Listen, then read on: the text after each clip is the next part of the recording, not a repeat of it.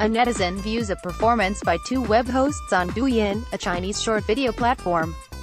Photo: I see Zhao Bu'en, a 30-something white-collar living in Beijing, is a heavy user of China's trendy short video platforms, especially Douyin and Kuaishou. Not a single day passes by without spending about half an hour on these two platforms, Zhao said, in noting that he mainly watches clips of people eating food before taking his afternoon nap or going to bed at night.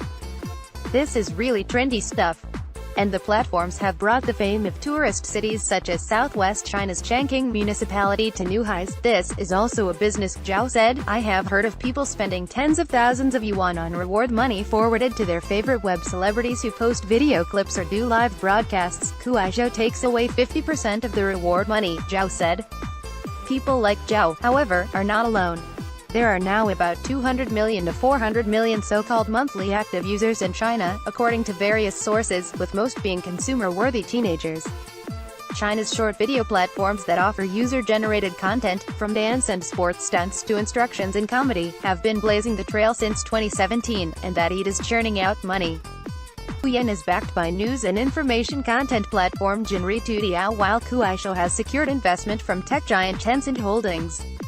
Everyone counts. Zhu Yu, senior analyst with IDC China, said that advertising, e-commerce strength driven by user views as well as user payments, including dividends from reward money, are the three conduits bringing revenues to short video platforms.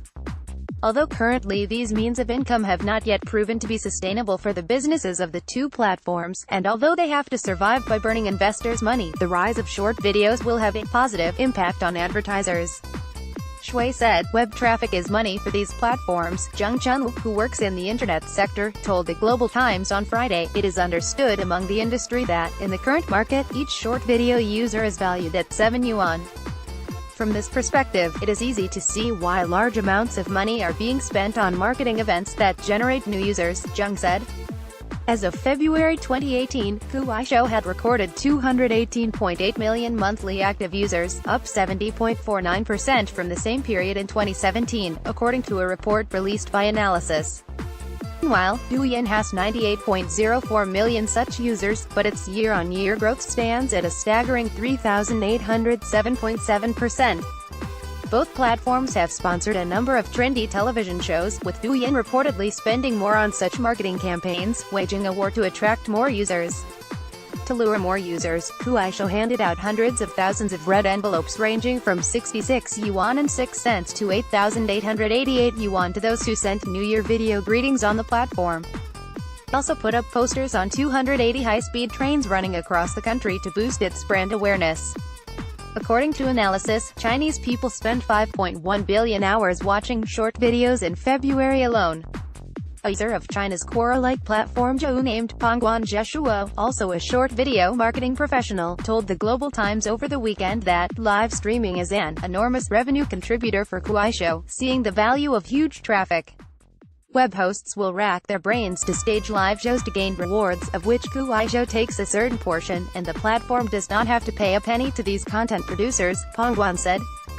Kuaishou also has an internal channel to match web hosts that have large viewer bases with companies that pay the platform for adverts, and the internal matcher negotiates a price with the hosts. Hosts taking ads on their own are very likely to be demoted or have their accounts shut down, Pongguan said. For Douyin, it derives the majority of its revenue from commercial adverts, as the reward money flow is much less active on its platform, Zheng said. In September 2017, Douyin worked with American car maker Chevrolet, short-term rental service Airbnb and Harbin Beer, China's oldest brewery, to run adverts to target user groups. Cost factors. In terms of costs, Zheng and Shui disagree with each other. Zheng said the platform's main costs derive from servers used for storage, while minor costs come from bandwidth, as short videos are less demanding of it than long videos. Shui, however, believes the majority of costs have gone into maintaining the platform's attractiveness to clients, like maintaining daily operations and marketing campaigns to raise exposure. The average cost for infrastructure, including servers, is less than 3% of the total cost.